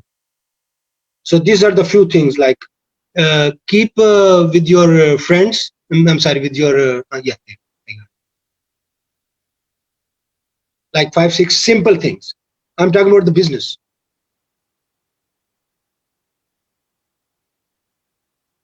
Save the cash you have, because stay liquid. Try to keep money individually and also business. Then try to access new capital. Go to your bank, and then try to get help from governments, local or states, because governments are also giving money. They have packages. They have less subsidized loans. Try to get that if you can get, even if you don't need, but just take it. So in case, then visit your suppliers to renegotiate. To Mr. Shamas, go to them, renegotiate. We are dying. You should die too with us. So renegotiate. Then and first go B2B, business to business. Go to your supplier, your bigger customers, B2B. Then keep in touch with your customers. Like I told you, don't leave them alone. Keep them, calling them. We are here. I was talking with my one of my student. He started business, but due to this pandemic, he has to close his business. He's selling rice. So he said, people are calling where you are. I said, you're supposed to call them, not they're supposed to call you. Call them and tell them that I'm my home. I'm here. I'm not leaving you. I will come as soon as the things are becoming better. I will come. So people will know that you, God forbid, you didn't die. You are there. So try to go online as soon as possible. This is for businesses. All businesses. The new business model is online business. You have to be working more online like we are working. Use CRM to reach your customers, re-establish relationship. If you have done some mistake in past, call them and say, we are sorry, maybe we will die. Use some emotional tricks, and make them, say next time, if, we were very sorry if I speak loud with you, or, we didn't fulfill our promise or your things. You are right, we were wrong.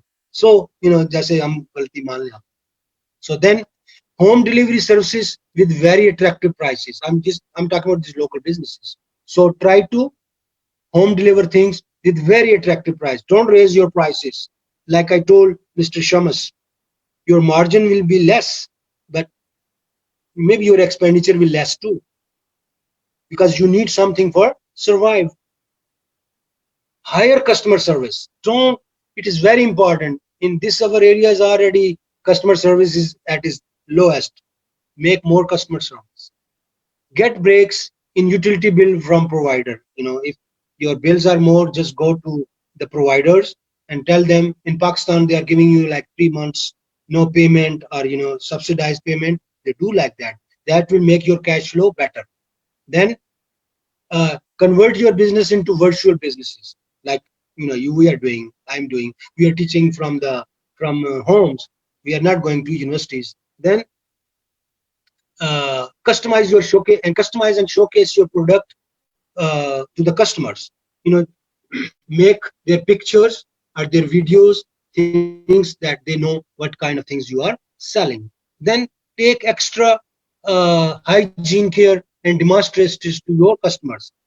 Show you are wearing gloves, you are wearing mask, you are very, very careful about hygiene. So anything you are buying from us is hygienic. Same thing you have to do with international customers. Any product, particularly garment people, you show them that what kind of hygienic process you are doing to make it corona free or germ free product. Revamp your inventory model. Like I said, keep the necessary things, go extra mile to help your customer. This is the last but not the least. Go extra. So these are like 15, 16 points I have. So for the local businesses, and you can use also for international businesses. So customer service or CRM is part of supply chain management. So, right? Anything else? I think you people are sleeping now. I'm so boring. No, sir, we are all here, sir. We are enjoying the session. We are actually having fantastic. We are having fantastic things from you, and I just remember one thing. I just remember one thing in the last session.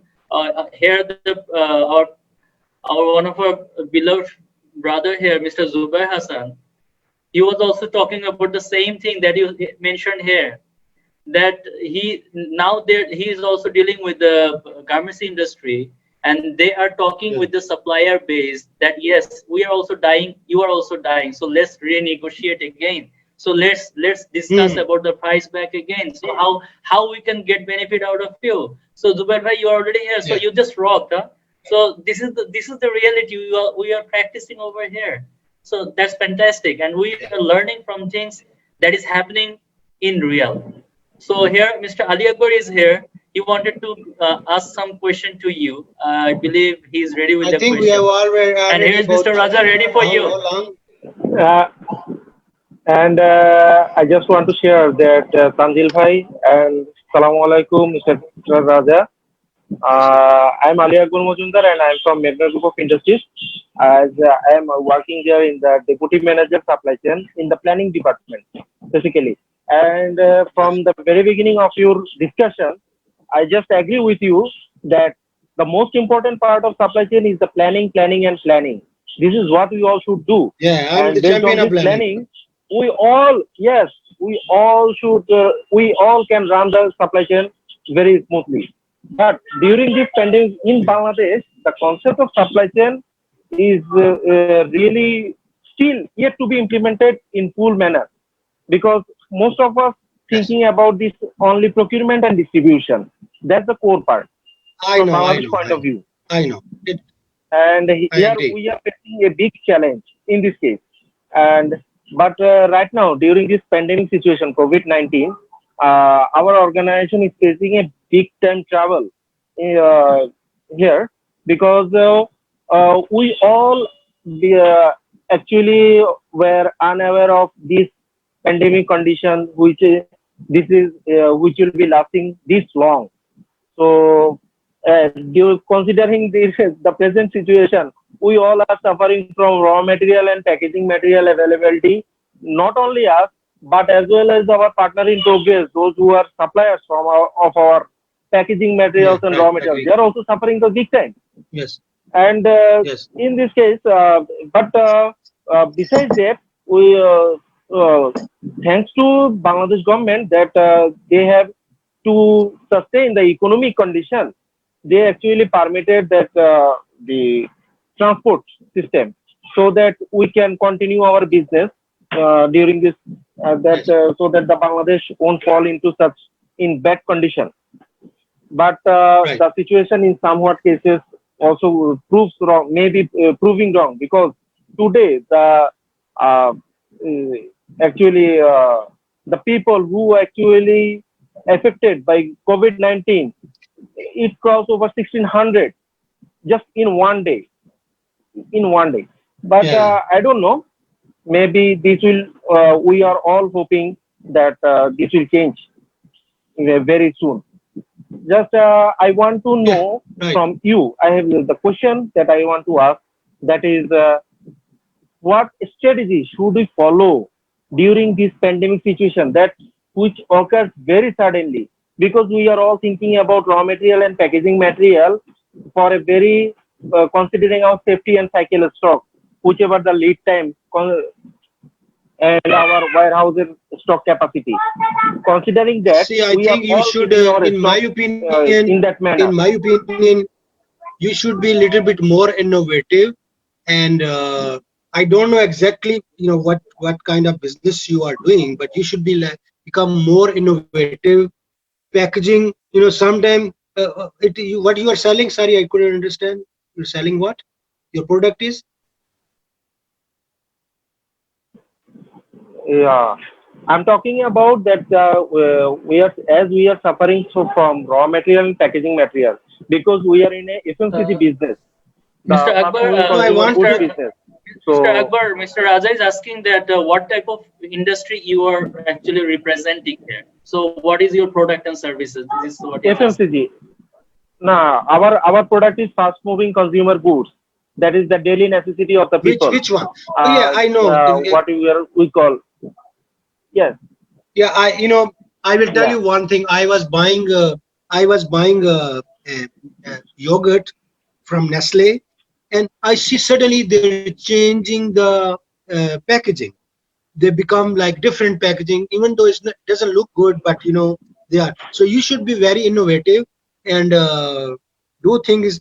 And again, I will tell you one thing: is almost 2 months. Your supply should be on again online too, because a lot of governments have already allowed a lot of businesses to work with some precaution, of course. So they should work for you. You can go to other suppliers. Maybe you can find other suppliers of those packages, and maybe you have to pay a little bit extra. This is another thing. And push them, and and another strategy is, in my opinion, suggest them. Sometimes they don't have mind. They don't think like you can think, because you are honestly, I work with my suppliers. Sometimes because they are working as on a status quo, they are on status quo, they don't want to change. But if you tell them without compromising their profit, they will they will help. Maybe they will work for it. So just go and tell them, because something is better than nothing. Like they said, if you can get the 30% of your supply, that means you are at break even. You can survive, you can run. So go them, talk with them, and since you know more, they know less, you can, maybe they will work, it will work for you. And this is my, but do the analysis, do and look for what your competitors are doing. Just check them too, what your competitors are doing, how they are getting their supply. Just do some spying on them, right? Agree? Yeah. Thank you. Thank you. I got it. So there is another question. You are see, this is tough. These are tough and different situation. You have to do innovation. You have to do more research. This is the way you can. And I know you are smart. Because we are working, we are smart. So we can find some solution with different information. You try to get more information, and sometimes people don't give you information. I know our people are like that. They don't want to tell you. So go and investigate yourself.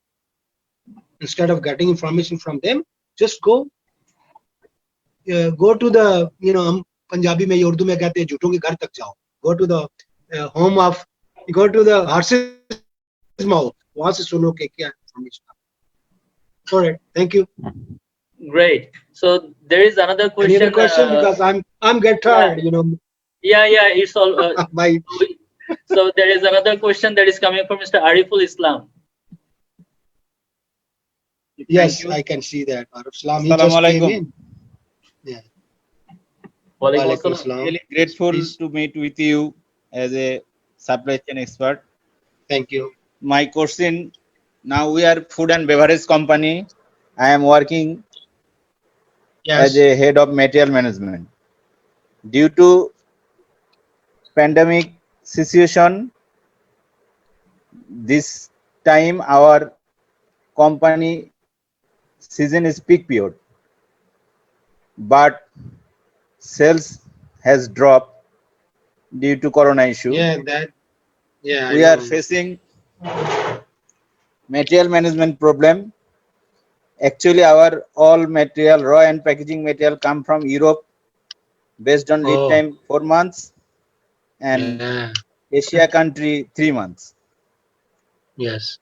As per previous planning, we are arranging peak period considering sales forecast material, but due to drop sales, lot of material we are receiving from import, and some material shelf life is very short. Yeah, I know that. That situation, as a material manager, see, these are the tough times. You have to manage the things. Yes. Tanzil, can you explain me a little bit, because I didn't understand what was his question. Actually, till of now, he has come up with the real scenario that as at a food and beverage company, what are the complications he is facing due to these corona issues. And the most of the cases, the products are the raw materials are coming from the Europe zone and with very limited lifespan. So they already have this sort of like shortages, and they have some unpredicted traceability, like they're facing a lot of issues with their planning, demand issues, other thing.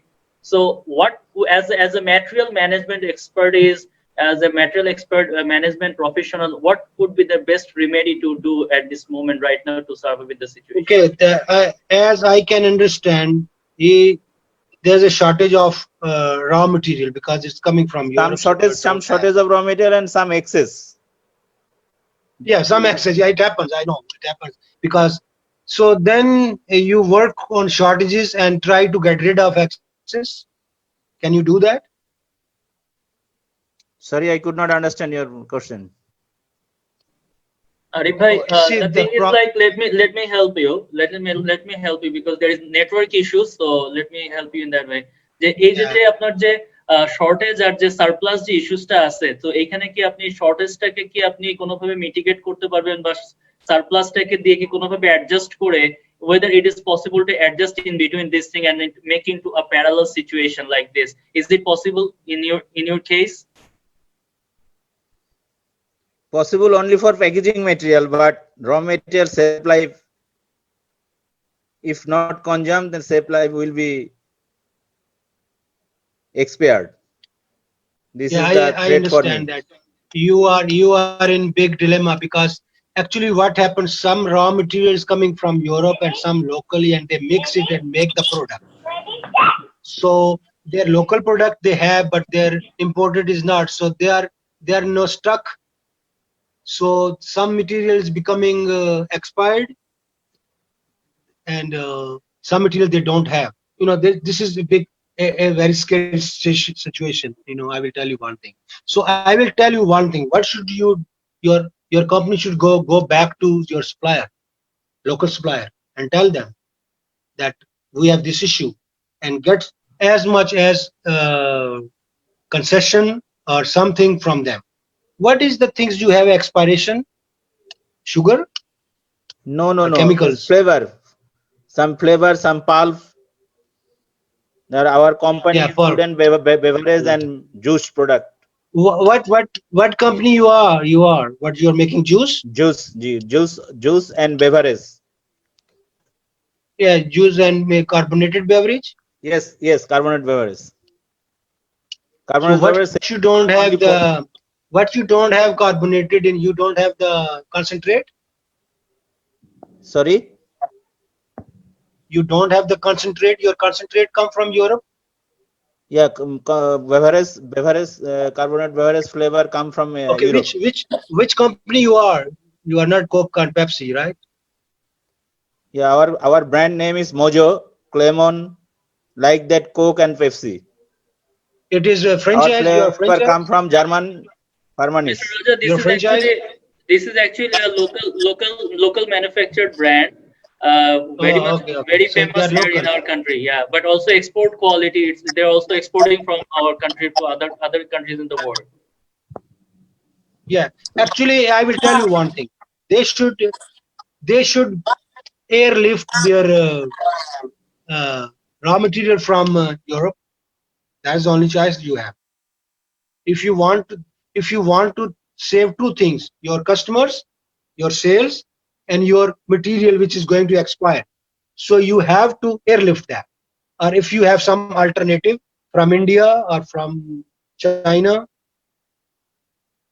do you have, Mr.? We have not imported any China. We are our all material, 90% material come from Europe country, German. Yeah, Farmanis. so then you have to bring by air. Or how long it will take? You think 4 months? Maybe their factories are closed too, right? They are not producing. 4 months. How come it's 4 months? From LC opening to arrival at our factory. You must be LC's already open. It's not open. You don't give a blanket LC to them. Yeah. Blanket LC. Tanjir bhai, I'm বুঝতে পারছি না কথাটা.